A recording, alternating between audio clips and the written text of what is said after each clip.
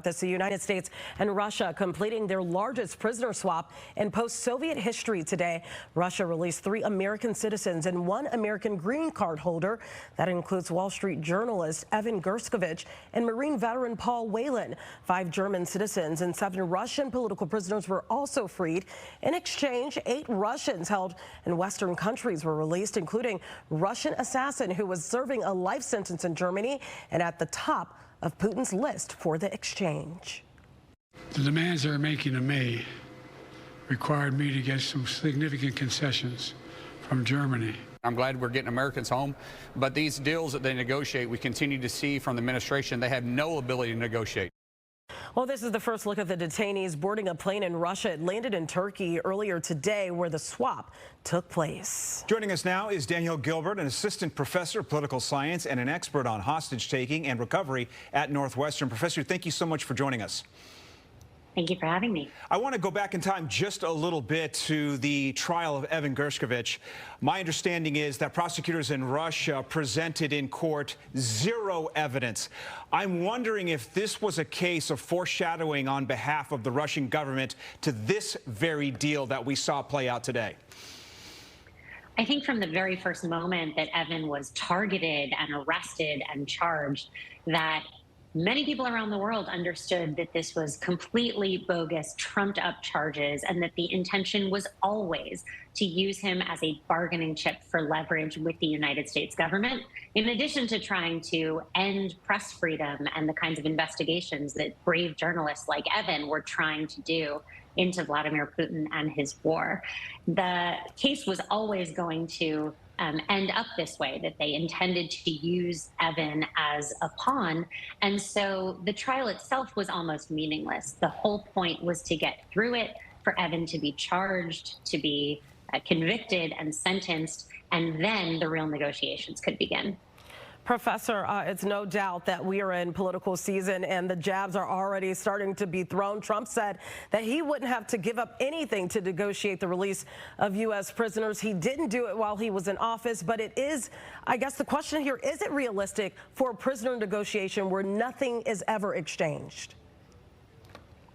So I teach negotiations to undergraduates at Northwestern, and something that all negotiators know is that it requires really understanding what your adversary, what your counterparty wants and needs and cares about, and being willing to give up things that you might care about in exchange to get what you want at the end of the day. These exchanges almost always happen because a government is willing to make concessions. Hostages are almost never returned without any sort of concession. And we can look at this particular case. Paul Whelan, who was one of the prisoners who came home today, was actually arrested during the Trump administration, and he didn't come home during the Trump administration.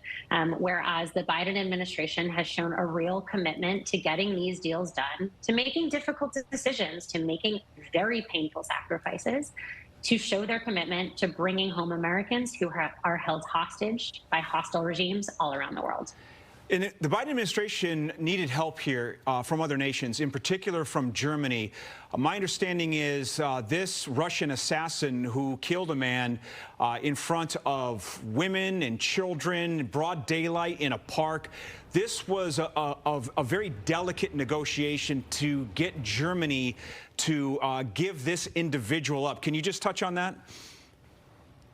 Sure. So typically in a prisoner exchange like this or in a hostage negotiation, the hostage taker is negotiating directly with the target, with maybe the victim's family or their government, someone who can directly make concessions that they would make to get their loved one or their citizen home.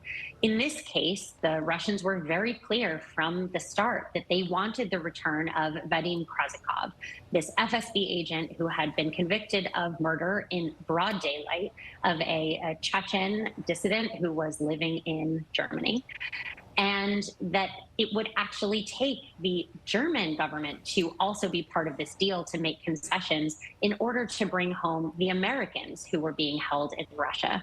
And so this is just evidence of the very complex diplomacy that the White House engaged in, not only with Germany, but with with 6 other countries total all around the world to get this deal done, and appealing to the German government, not only in terms of bringing home German citizens as part of this deal, but appealing to what Germany cares about, and that was dealing with trying to get Russian dissidents and political prisoners released as part of this deal as well. We got to leave it there. Professor Danielle Gilbert from Northwestern, thank you so much for your expertise.